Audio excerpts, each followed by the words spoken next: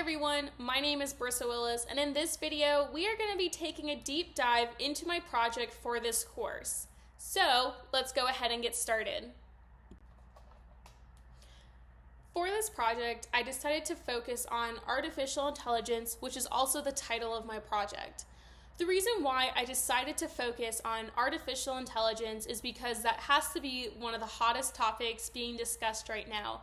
It seems as though everywhere we look, whether it's on social media or even on the television, AI is always being discussed. So once I was able to establish the focus of my project, I then had to start thinking about who did I think was going to benefit from my project. And when I thought about it, I realized that there are two groups of people. That's going to be managers and developers. So in terms of managers, the reason why I thought they could benefit from my project is because there's a lot of managers within my company who are wanting to begin integrating artificial intelligence into the workplace. Now for developers, I decided that developers might benefit from my project as well because they are the ones who are actually working with the artificial intelligence. So once I was able to establish the audience, I then was able to begin developing goals. So there are 4 goals that I developed for my project.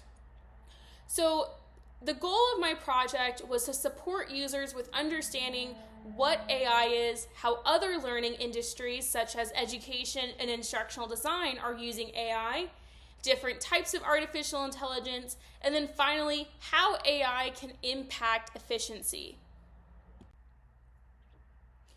As stated in the previous slide, education was one of the learning industries that I conducted research on.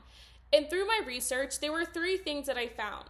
The first thing is that artificial intelligence was able to support teachers in reducing their workload and doing tasks that teachers have to do, such as taking attendance. Secondly, artificial intelligence helped teachers overcome writer's block when developing lesson plans. And then finally, adaptable learning is something that is heavily emphasized in education. However, it's not the easiest thing to do. But with the integration of artificial intelligence, it allowed teachers to create adaptable learning environments for their learners. Now, on the right-hand side of the screen, you will see a screenshot, or a video actually, of what this looks like when users are integrating with my course. So, my course is housed in a platform called Rise 360. And users have the ability to learn more about these 3 findings by clicking on the tabs. Instructional design was another learning industry that I focused on and conducted research on. So while doing research on instructional designers that use artificial intelligence, there were 3 things that I found. And that was that AI was able to support in analysis, development, and creating personalized learning.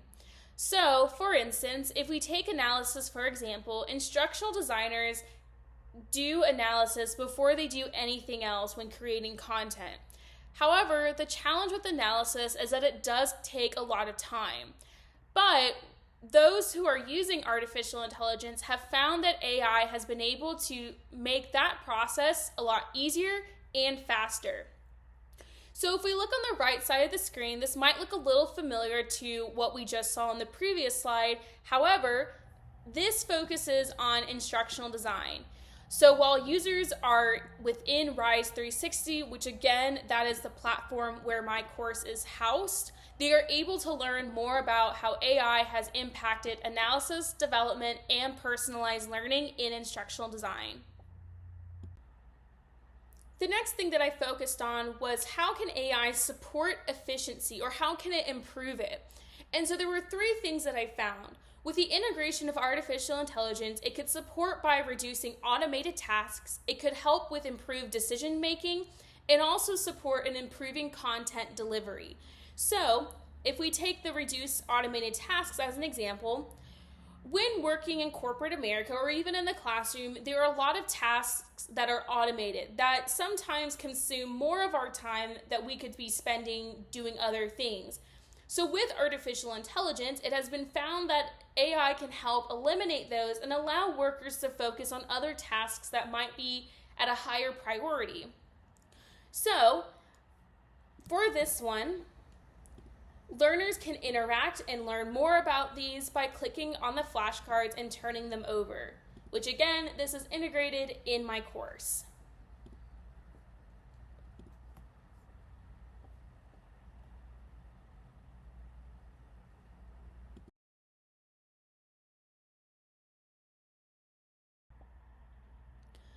While developing the content, it was really important to me to ensure that learners were not just endlessly scrolling through the content.